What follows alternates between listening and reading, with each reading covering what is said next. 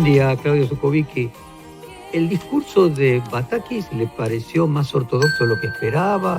¿Cuál fue su visión al escucharla? Primero, muy buenos días y gracias por la presentación. Se me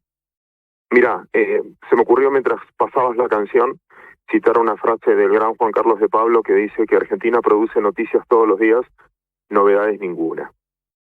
Y de esa manera te voy a intentar contestar, que es, hay un par de cosas interesantes, creo.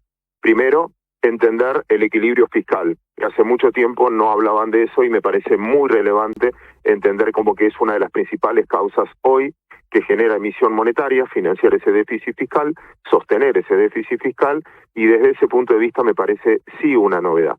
Lo segundo es que, bueno, finalmente terminan avanzando sobre la segmentación de tarifas el viernes, y eso también, dentro de todo, es eliminar un poco el déficit fiscal, porque en el fondo vas a gastar menos en subsidio.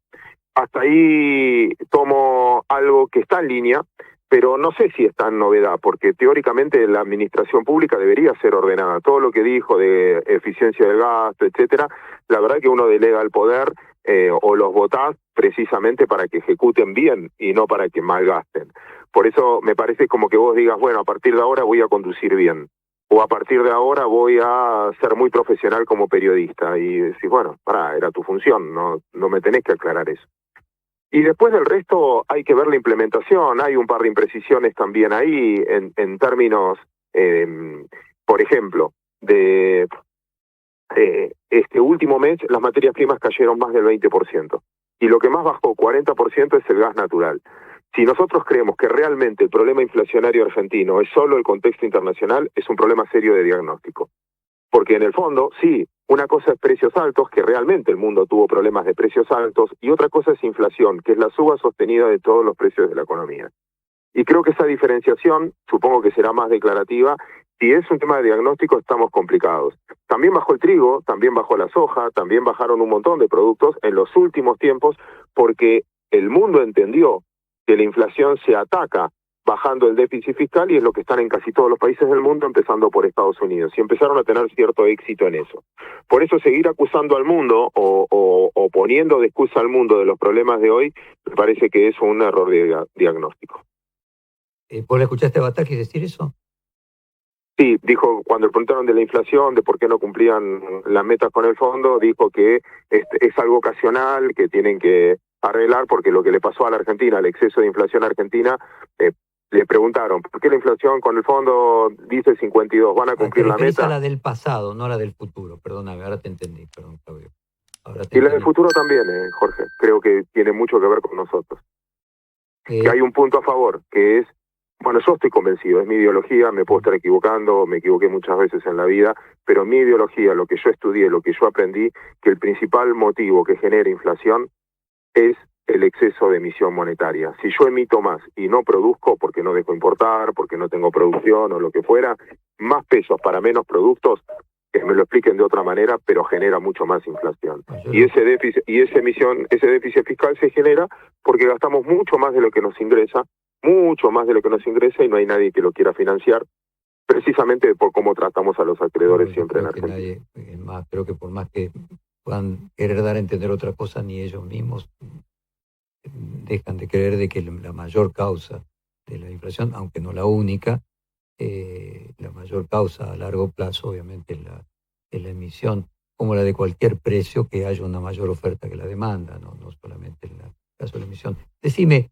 ¿te parece que el discurso fue más de centro, más ortodoxo del que vos esperabas, que era mi pregunta original? Sí, al principio sí. O sea, cuando habló del déficit fiscal y el equilibrio fiscal, más realista me parece. No sé si definirlo ortodoxo, no ortodoxo o central. O eso, pero más realista. Más realista incluso que el explícito, por lo menos, de Guzmán. Guzmán también decía eso, del equilibrio fiscal. Pero una cosa es lo que yo puedo decir y otra cosa es lo que yo puedo ejecutar. Y ahí tenemos que cambiar los roles, Jorge, perdón, con todo el respeto del mundo. Yo te tendría que preguntar a vos. ¿Están en condición política de poder implementar más austeridad fiscal? La pregunta es el grado, ¿no? Porque Evidentemente, cuando uno hace un análisis de la mayoría de los países desarrollados, bueno, se pueden mantener con 2-3% de déficit fiscal. Ahora, cuando vos te vas a 6 o 7 es otra historia, ¿no? Ahora, Déjame una sola cosa. Terminate la respuesta. Perdón. Respecto de si pueden mantener el ajuste fiscal, la pregunta excede a la ministra de Economía. Obviamente tiene que ver con la interna del gobierno y hasta qué punto el presidente puede hacer cumplir los deseos de la ministra de Economía. Ahí lo novedoso es que parecía que esta era la ministra puesta por la vicepresidenta, que estaba en contra de la falta de preocupación por aumentar el déficit fiscal que tenía el ministro Guzmán, y parece todo lo contrario. Así que bueno, aquí me parece que el partido es más político que económico, pero no sé si vos pensás lo mismo. No, gracias por la respuesta, perdón antes por la interrupción. No, Solo te iba a decir en ese proceso que todos los países tienen déficit fiscal, pero tienen gente que se lo financia. Nosotros el problema del déficit fiscal, más que el problema del déficit fiscal, es que nadie quiere financiar tu déficit fiscal, porque son muchas las veces en que incumpliste o maltrataste al que te prestó cuando incurriste en déficit fiscal.